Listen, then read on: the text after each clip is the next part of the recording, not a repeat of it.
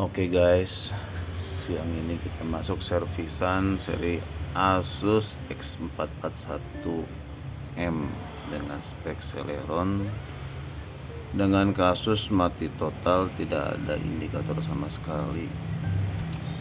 Entah apa permasalahannya ya, seperti biasa karena durasi waktu pengerjaan ini di atas 1 jam. Saya buat video dengan konsep doubling ya. Ini kita buat penjelasan audio dengan perekam layar. Jadi video ini kami percepat untuk proses pembongkaran dan pengerjaan. Oke, kita langsung bongkar saja. Jadi untuk seri Asus X441 ada yang spek Celeron, ada yang Core i3, Core i5. Core i3 nya biasanya Gen 6 sampai Gen 7 ya. Untuk seperti biasa kita bongkar baut-bautnya terlebih dahulu. Untuk seri ini ada story biasanya telat charging, posisi baterai 0%, dicolok tiba-tiba mati. Dan untuk kasus seperti ini ada beberapa kemungkinan, soalnya kan indikator lampu nggak ada sama sekali ya. Kalau ada lampu biasanya bisa dari keyboard. Jadi untuk tahapannya kita bongkar dulu saja mesinnya. Jadi ada beberapa kasus bisa karena BIOS korup, karena ada loss tegangan, akhirnya si proteksi BIOSnya error, dia nggak bisa respon on atau nggak ada indikator sama sekali. Untuk tekniknya bisa kita flash atau yang paling simpel ya kita lepas dulu saja mesinnya, kita angkat dari baterainya. Soalnya untuk seri Asus ini nggak ada baterai CMOS ya, jadi nge-save tegangannya dari baterainya.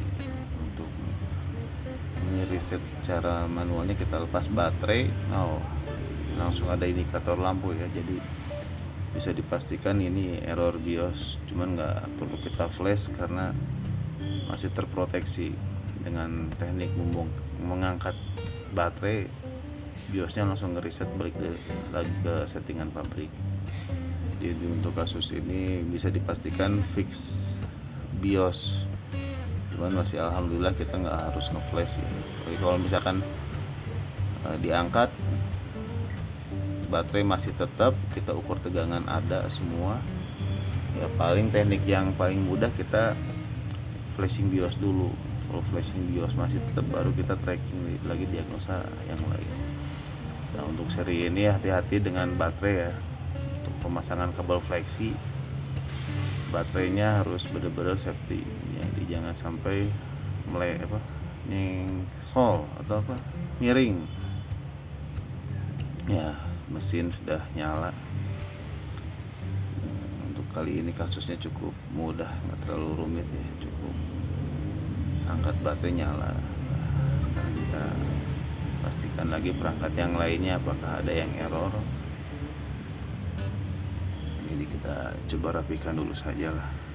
Kita masukkan sistem, apakah keyboardnya berfungsi dengan baik, apakah tidak. Soalnya kan seri ini switch on off nya ada di keyboard, jadi kita belum bisa pastikan. Tadi saya cobain dengan sistem short atau dijemparkan di soket keyboardnya respon. Nah sekarang kita cek posisi keyboardnya apakah normal atau enggak. Jadi kasus ini mah ya hitung mudah lah, hitung mudah. Kita belum dapat kasus yang agak rumit, banyak sih, cuman belum saya edit videonya.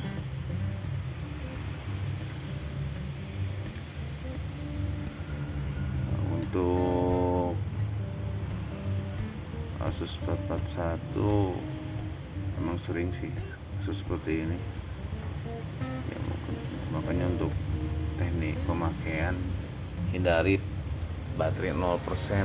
Jadi kalau udah warning 10% atau 20%, cepet-cepet colok. Emang nggak semua sih, cuman ada beberapa kasus seperti ini. Nah ini udah saya masukin keyboard, ternyata dia langsung on terus mati lagi. Saya curiga di keyboardnya juga bermasalah neken. Jadi kemungkinan error BIOS plus baterai keyboard pun error. So, udah saya colokin, nyala sebentar langsung mati lagi. Kemungkinan switch powernya yang di keyboard itu neken, jadi mau nggak mau ini harus diganti juga keyboardnya. Jadi udah kita konfirmasi ke konsumen, udah fix harga, baru kita eksekusi ya. Sekarang kita eksekusi keyboardnya untuk kita ganti dengan part yang baru ya. Untuk seri Asus ini ya tekniknya kita harus cokel, kita patahkan yang ngeklip, yang ngunci. Jadi ini sebelumnya emang sudah pernah ganti keyboard ya. Jadi nggak terlalu susah, cuman ya jadi masalah kadang itu tuh apa namanya, plastik yang nonjol ke atasnya udah habis gitu. Jadi ntar ke frame atasnya kadang agak masuk ke dalam gitu ya.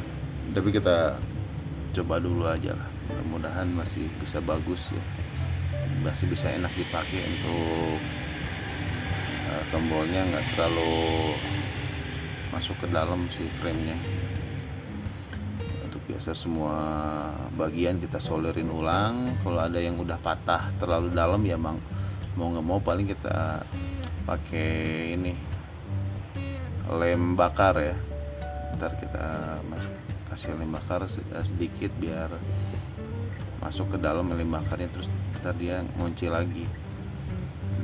Cukup simpel sih, cuman ya hati-hati juga untuk pemasangan keyboard. Ada beberapa kasus gara-gara ganti keyboard jadi mati total mesinnya. Cuman entah dari spare partnya yang kurang bagus atau teknik bongkar pasang keyboardnya yang kurang bagus. Jadi plastik pelindungnya jangan sampai lupa dipasang lagi. Cuman kadang ada yang udah pasang plastik pelindung masih tetap mati, yaitu kemungkinan dari keyboardnya aja yang error. Ya kita harus hati-hati gitu untuk pemasangan keyboard, jangan sampai mesin nyala jadi mati. Kalau khusus sekarang kan memang kondisi awalnya mati total. Jadi kalau misalkan jong ternyata keyboardnya error, kita jadi mati ya udah cancel aja gitu. Udah awalnya juga mati gitu. Cuman yang dihindari lah, sayang juga kan, yang tadinya harus kita dapat untung dari kerjaan ini, dapat ada pengerjaan yang beres, malah jadi mati ya. Untuk safety-nya ya kita harus cari supplier yang benar-benar aman, bagus spare part-nya. Untuk sekarang kita kasih lem bakar ya, tiap titik-titik yang sekiranya plastiknya udah benar-benar habis, nggak bisa kita tempelin lagi. Kita masukin, tempel dikit-dikit, ntar kita pakai solder biar ngeleleh sampai ke dalam, jadi ngunci lagi si keyboardnya. Emang gak nyita waktu, cuman ya biar rapih, terus biar konsumen puas juga gitu ya, kita maksimalkan saja. Jadi ini saya pengerjaan di tempat saya ya, bengkel ya, maaf agak berantakan ya. Beginilah situasi bengkel, jarang ada yang bisa rapi. Mudah-mudahan ke depan bisa dirapihin lagi.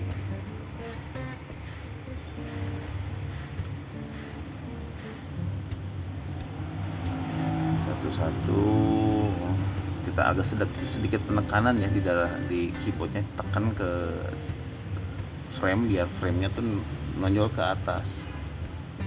Jadi kalau cuma digitu-gitu disentuh-sentuh doang, tapi kita nggak tekan, ntar nggak nempel, masih tetap ada renggang gitu.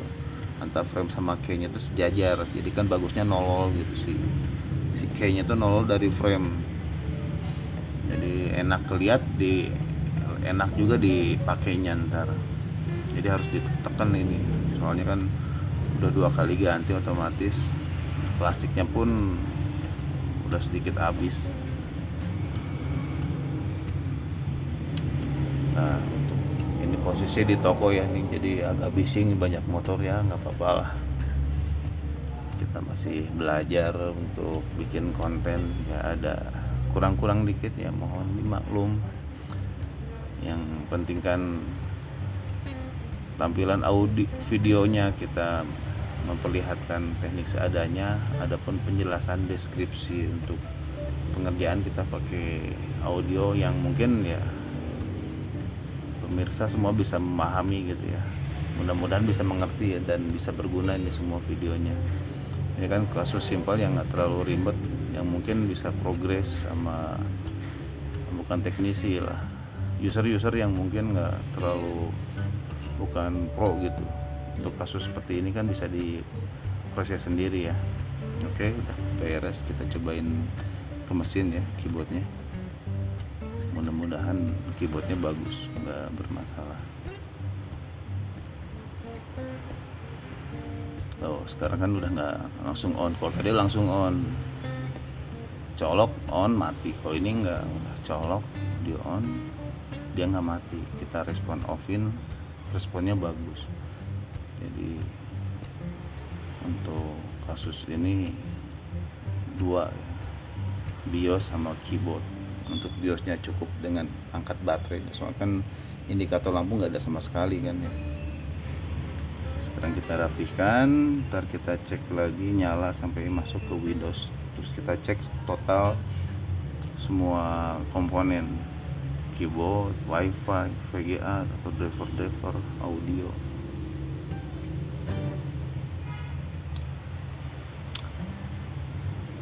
Oke,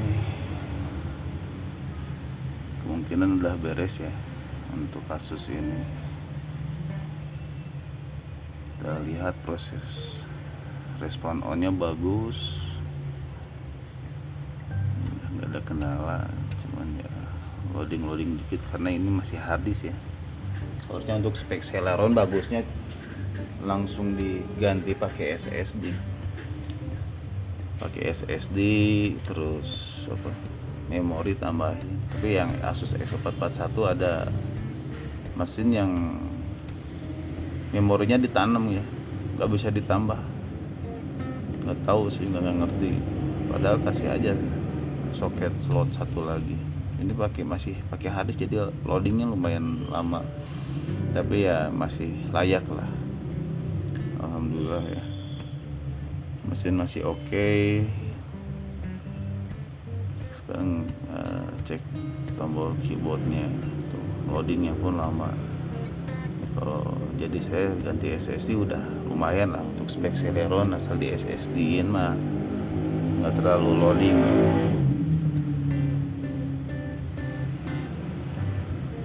Wifi saya lihat ada, baterai nge-save ya, insya Allah sih clear. Untuk kasus ini tombol-tombol jalan semua.